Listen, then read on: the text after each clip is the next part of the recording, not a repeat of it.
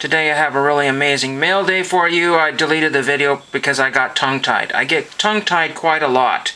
I'm not exactly sure why that is. It's just a speech problem that I have. I get tongue-tied an awful lot when I'm trying to get my message across here, so I delete an awful lot of videos. But I think I want to start off with the autograph requests here that came back in. And we have another Byron envelope here, and Byron has sent a nice message here.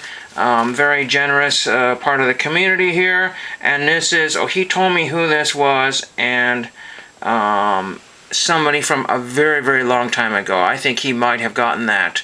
TTM, I think, is what that was. And then this one here is, I'm going to have to remember the list here. What did he say? Oh, shoot. He says enjoy. He says something about outbid. Get close to winning a lot, and somebody out, he gets sniped all the time. Well, yeah, highest bid, let's see, classic Hollywood actress, I'm hoping, ones that I mail you, not in the collection. What does it say here? Marilyn Nalden from the 1930s, and this is Camille Spari or Sparv. I don't know either of those people, so I'll have to research for those. So have a great Easter, Byron. So I did have a great Easter. Thank you, Byron. So what I also want to do is get into the letters here, the TTMs here, which is what everybody's waiting for here. This Wayne Webb's Columbus Bowl. So we know who that is. Wayne Webb's Columbus Bowl. And you know me, I like to save the little addresses here, so I try to rip the envelope and save those in my binder. Just cut those out and glue them on a piece of cardboard and hole punch it and stick that in a binder. That takes care of that one. There is Wayne Webb in pen. So Wayne Webb and pen, kind of a nicely folded card over, bent there and bent there, but what can you do? Wayne Webb, nicely signed card, thank you, Mr. Webb. And we have this one from Boston, Massachusetts. Boston. I think of this old house guys from the Boston, and this one's got a little piece of paper, maybe a note. Maybe it's just protecting the card, and it's just protecting the card. And this was Jimmy Pritz Jr. There is Jimmy Pritz Jr. on a nice yellow piece of paper. I've never seen anything that orange or yellow. I will say, but I'm not going to. So Jimmy Pritz Jr. in some sort of pen down there. So there is that one. Then we have the next one here out of Metroplex, Michigan. That would be my guess there. Metroplex, Michigan. My stamps there. Kind of rip it open here. It does not have an address there, but it's kind of thick here, so we'll try to figure out what this is all about here.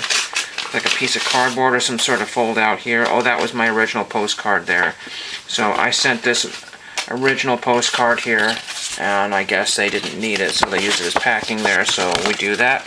There's no notes on here, so we do that, and we recycle those, because I do not want my own notes. I really hate to see what I wrote. I don't care.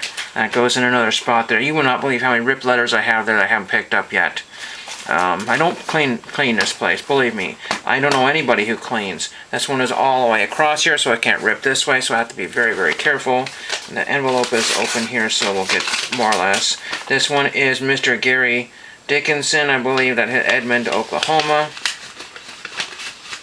So we have a yellow piece of paper with absolutely nothing written on it, so we'll try to figure out what to do with that. So maybe I can write a letter on this. On those two pieces of paper, I'll use those for TTMs. And this is Gary Dickinson, signed in blue Sharpie. Some people use the blue Sharpie, a lot of people use the old-fashioned pen. Some people prefer the pen because that's more characteristic of what the cards were from back in the day. So that should be 4 points for Team 90s. So that is very, very cool there. I don't know what this is doing here. What? Oh. I don't know. I don't recognize this card. Huh. There's a card just sitting here. I don't know. There's a card just sitting here. Bob Stamp. I don't know. Bob Stamp. I don't know what that is. I'm not going to count that. I need to figure out what that's doing there. Maybe I already checked it, but Bob Stamp signed absolutely ridiculously tiny right there. Unless that was in Byron's letter. I have no idea where that came from, but Bob Stamp. I'll have to look that one up and see what that's doing there. Maybe I've already checked that, but that was just right on the table, right there. Who knows? Who in the absolute earthly world knows where that even came from? Because I don't remember that, so I'll have to look that one up there. So then we'll go through the leftovers of the COMC order. And when you say leftovers, what do you mean leftovers? These are the ones that have not been cataloged or categorized. These are the ones I don't have holders for. Sadly, and this is true of a lot of cards these days, the holders are actually costing more than the cards. So if you get a nice autographed card or relic card here that's, you know, thicker than water, or thicker than whatever, it's just crazy, you know. So I'm gonna have to spend a couple bucks on a holder for that one there, or I could just throw it in the box and just hope it doesn't get banged up too bad, and that's probably what I'm gonna do with it. This is a surfing card here, so I don't know what I'm gonna do with that one. Don't have a binder for those. Brett Wetterick, there's nothing I can do about that one. It's 4 or 5 times thickness of a base card there, so Upper Deck is just basically trying to just throw me for a loop there. It's just absolutely particularly sinful, because most of the relic cards were actually thin enough in the day to get in the golf fabric is pretty thin anyway, the athletic fabric. There's another one, Maverick McNeely, Benton Crane. This one actually will fit in a page if you stretch a little bit, so I put a couple of those in there. And another one that will not fit, the Tour Gear out of 99. Jim Carney, he's just not been put away yet because I don't have a spot for that one. This one can go in my soccer binder or in my, I don't know, or my antique cards binder. Stella Stevens is too big for a page.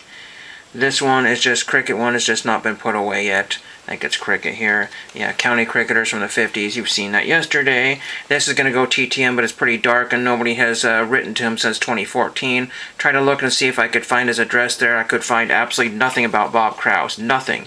I'm looking in the wrong spot. This was a set that I was looking to build, the Saturday Night Fever. I wanted to get it on VCR tape just for the nostalgia-ness of it. It's usually something you see all over the place, and I've never found a copy of it when I want it. When you want a copy of that, you're not going to find it. And so there's that one there. There's the back of it. These are all overpriced on eBay. People want stupid money for these. So, you know, this is just a junky Don Russ product that was overprinted that no one wanted after the movie was over. So there's lots of it out there. It's not rare. It's not valuable. So pay as little as you can for that. I paid 65 cents for that, which I think is 15 cents too much. And a couple of Good Times cards here that need to go in my 70s binder. And these were all duplicates, unfortunately. Every one of these were duplicates. Some of those were on purpose and some of those were my fault.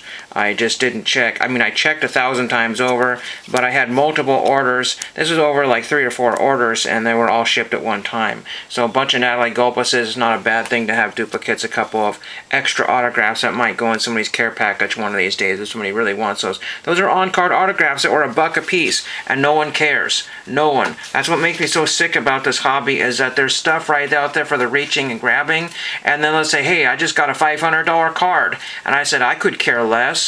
You know, I bought some bicycles the other day, and which I haven't shown in the video yet. Bought some bicycles. They originally retailed for $579. I told my biking buddy, he's not my biking buddy, he's not my buddy, but he collects bikes and he just makes a nuisance of himself. Nice enough guy, but guess what? He shrugged his shoulders when I told him about bicycles. But then guess what? When he buys something for $1 and sells it for 10, he's going to tell me a story about it for half an hour. You know, that's how things go. Doesn't matter how much you spend, you know, the less you spend, the better the story. So, end of story for that one. Now, 2 more cards here and just show here. There's my Happy Days card here for my ever not finishing Happy Days set with the fisheye, right? Of course, there. You know, everybody's collecting fisheye cards right now. And we have some sort of Bill Wakefield. I think he was alive when I got this card, but I have no clue. It looks like it's been signed by him, but that's part of the card. Some sort of Colt 45's Pepsi type thing. I'm not really sure what it is. There was some sort of coupon, I think, that was clipped off of there. I really have no absolutely earthly clue about that one there. But 1960s era card. There's some other ones that look closer to Topps cards and more interesting. Yeah, it was done with a pair of scissors, looks like.